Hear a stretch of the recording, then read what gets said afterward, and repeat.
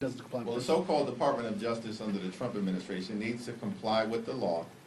and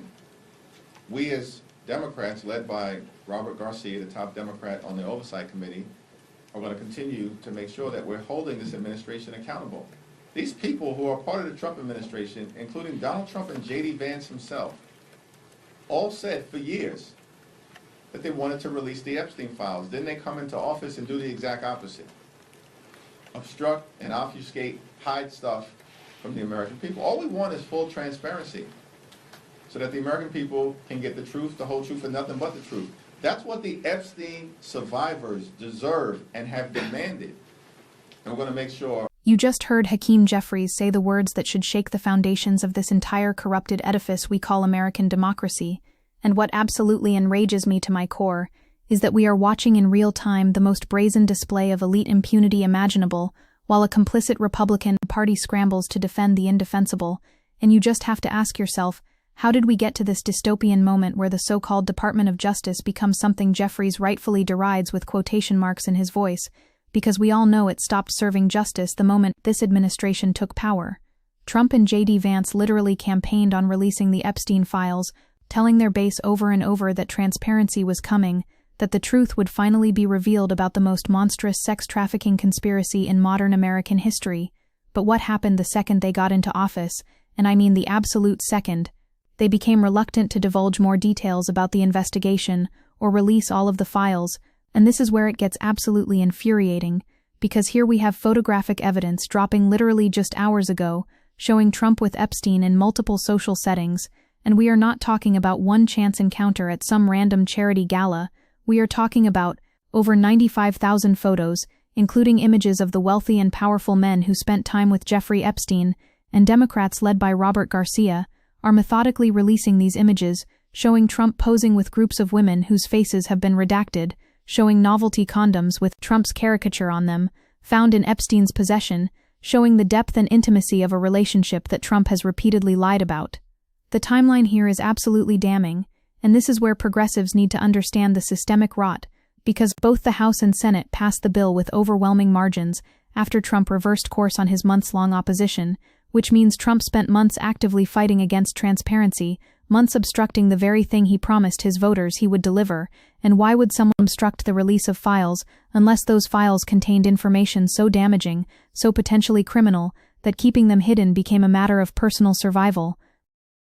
Trump's move represents the president's most significant effort yet to discredit the push by Democrats and some Republicans to release all of the Epstein case files. By ordering investigations into his political enemies, a classic authoritarian move straight out of the fascist playbook, where you weaponize law enforcement, not to pursue justice, but to create a smokescreen of false equivalence and manufactured scandal. And here is where the GOP hypocrisy reaches truly astronomical levels, because 2 weeks before the election, Vance said the government should release files about the criminal investigation into Epstein, saying seriously, we need to release the Epstein list. But then once in power, what does Vance do? He responds to criticism by blaming Democrats for doing nothing for 4 years, claiming Jeffrey Epstein had a lot of connections with left-wing politicians and left-wing billionaires, and yet somehow the Democrats are attacking him, which is such a transparently cynical deflection that it would be laughable if it were not so dangerous, because Vance is essentially admitting that there are Democrats in the files too, which fine, release everything, let the chips fall where they may.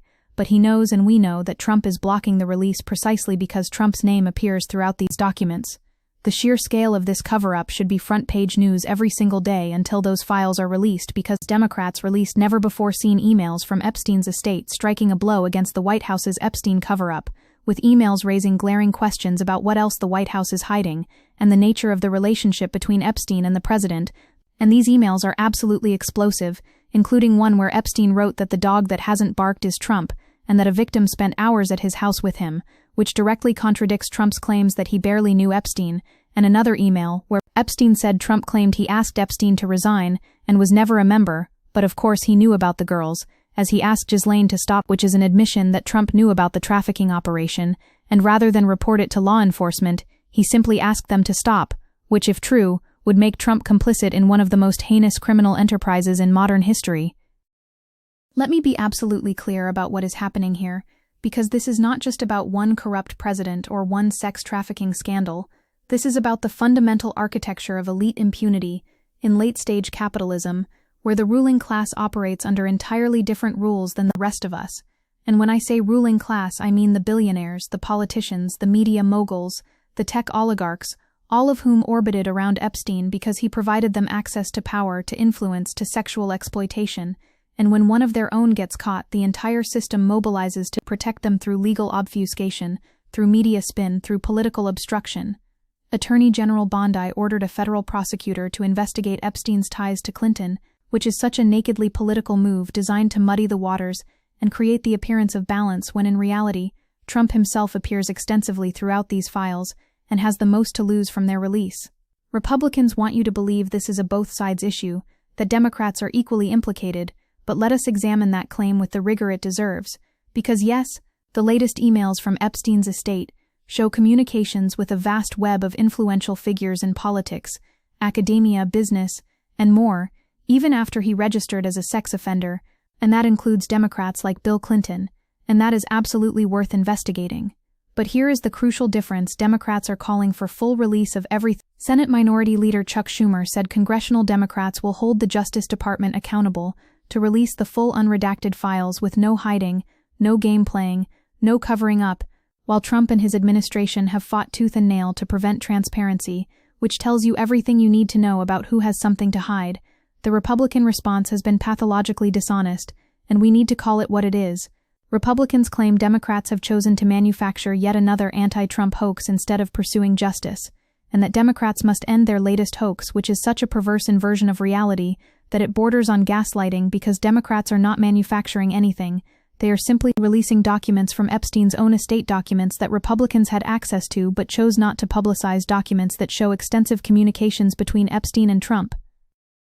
An email shows Hakeem Jeffries' campaign solicited money from Jeffrey Epstein 5 years after his conviction, and Jeffries called the Republican chairman a stone-cold liar for stating this fact. And yes, that email exists, sent by a fundraising firm. But Jeffries himself says he has no recollection of it, never met Epstein, and this is being weaponized by Republicans to distract from the much more substantial evidence of Trump's personal relationship with Epstein. Now let us talk about what happened after Congress finally forced Trump's hand, because Attorney General Bondi released the first phase of declassified Epstein files, which largely contains documents that have been previously leaked, but never released in a formal capacity by the U.S. government. And this is the consigne. This is the bait and switch where they claim to be providing transparency while releasing 33,000 pages that were already mostly public information, with 97% of the documents already public, and Democrats immediately called this out as the charade it was. The Trump administration thinks the American people are stupid enough to accept this performance of disclosure, while the actually damaging files remain locked away, and what absolutely infuriates me is that they might be right, because our media environment is so fractured, so captured by corporate interests, that these stories do not penetrate the way they should. This gets even worse when you examine the timeline of obstruction, because the legislation calling for release includes major loopholes, and the department has said little about its plans, which means even with a law requiring disclosure, the Trump administration is finding ways to delay, to obfuscate, to protect the president. The law permits Bondi to withhold or redact information that could jeopardize a federal investigation, and conveniently Bondi agreed to investigate Epstein's connections to Democrats and others, which creates a perfect legal justification to withhold anything related to those investigations, meaning they can keep the files hidden indefinitely under the pretense of ongoing inquiries. The photos released just today by House Democrats are absolutely devastating and should be driving wall-to-wall coverage across every news network, because these are not AI-generated images, these are not doctored photographs, these are images directly from Epstein's personal collection showing Trump with 6 women with lays whose faces were redacted, and novelty condoms with Trump's face bearing the text, "I'm huge," along with Steve Bannon and Epstein taking a photograph in a mirror, and Bill Clinton with Epstein Maxwell, and another couple. And what is so chilling about these images is not just that these men knew Epstein, but that Epstein collected and preserved these photographs, which suggests they held some value to him, whether as trophies or as leverage. Garcia put it perfectly when he said, "It is time to end this White House cover-up and bring justice to the survivors," with these disturbing photos raising even more questions about Epstein and his relationships with some of the most powerful men in the world. Let us not forget that at the center of all this political theater are real human beings, real survivors who were trafficked and abused as children by Epstein and his network of enablers, And every day that these files remain hidden is another day that justice is denied to those survivors. Several survivors rallied outside the Capitol, holding photos of themselves as teenagers, recounting their stories of abuse, with one survivor saying, "We are exhausted from surviving the trauma and then surviving the political conflicts that surround it." And that statement should pierce through all the partisan noise, because these survivors deserve answers, they deserve accountability, they deserve to know who else was involved in their exploitation, and Trump's obstruction denies them that fundamental right. The philosophical and moral dimensions here are profound because this scandal reveals the bankruptcy of conservative claims to moral authority. How many times have we heard Republicans lecture about family values, about protecting children, about law and order? They built an entire political movement around QAnon conspiracy theories about Democratic child trafficking rings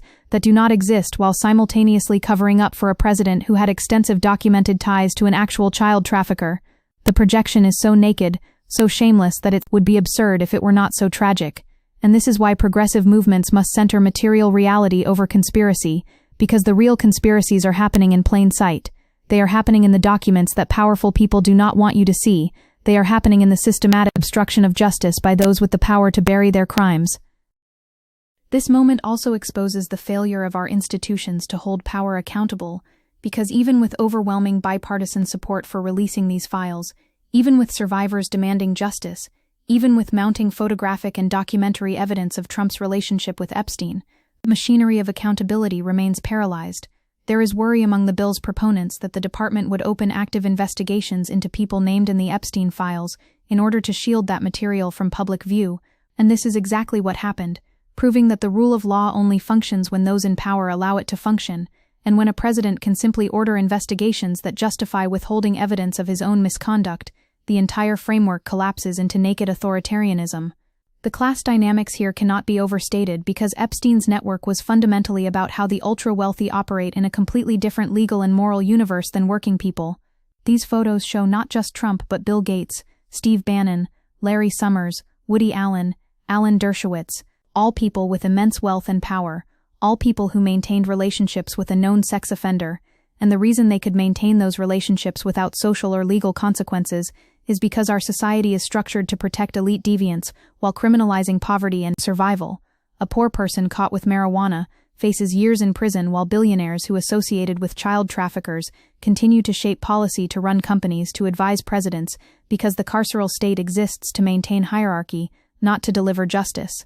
Garcia's leadership on this issue as the ranking Democrat on oversight deserves recognition because he has been relentless in pushing for transparency despite Republican obstruction, and his framing is exactly right. This is a White House cover-up. Trump is doing everything he can to stop the release of the Epstein files, and Mike Johnson and Republicans in Congress are betraying their base and joining the cover-up with the reversal from Trump, Bondi, and Johnson, shocking and disturbing. The fact that some MAGA Republicans like Marjorie Taylor Greene initially broke with Trump over this issue, calling the administration's compliance with the bill its real test,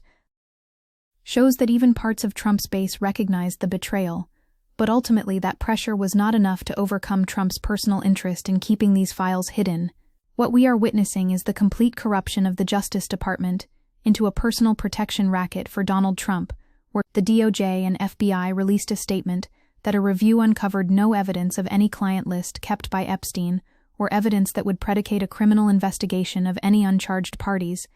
Bondi claimed in a Fox News interview that the DOJ may release the list of Jeffrey Epstein's clients, saying it's sitting on my desk right now to review, which means either Bondi lied about having the list, or the DOJ is lying about its existence. And either way, the American people are being deceived by their own government.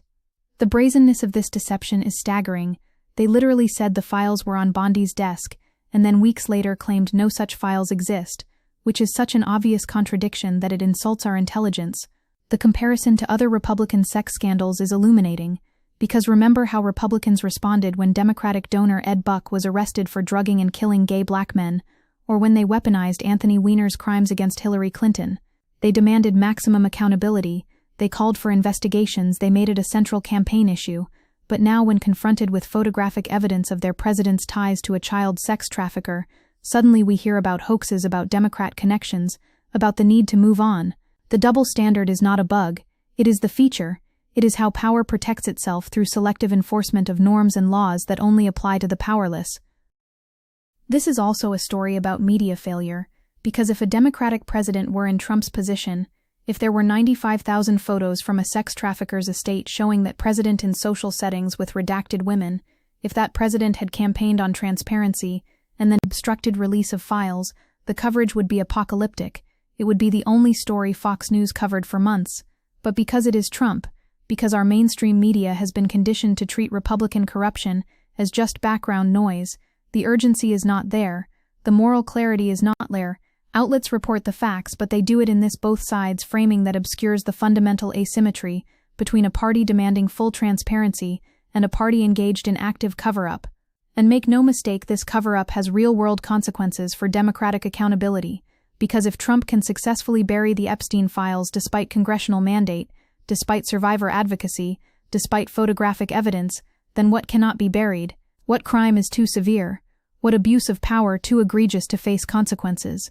We are establishing a precedent that presidents can campaign on transparency and then obstruct it with impunity, that they can use the Justice Department to investigate their enemies while shielding themselves, that the rule of law is optional for those with sufficient power, and that precedent will outlive Trump. It will become the new baseline for executive authority unless we fight back with everything we have. The path forward requires sustained pressure on multiple fronts because the legislation requires the Justice Department to make documents public in a searchable and downloadable format within 30 days, meaning no later than December 19th, which is next week, and Democrats must hold the line on full compliance, no redactions beyond victim protection, no ongoing investigation exemptions, no last-minute delays. Survivors and advocates must continue elevating their voices because they cut through the partisan noise with moral authority that cannot be dismissed, and progressive media must keep this story alive, must keep asking why the president who promised transparency is fighting so hard to keep these files hidden.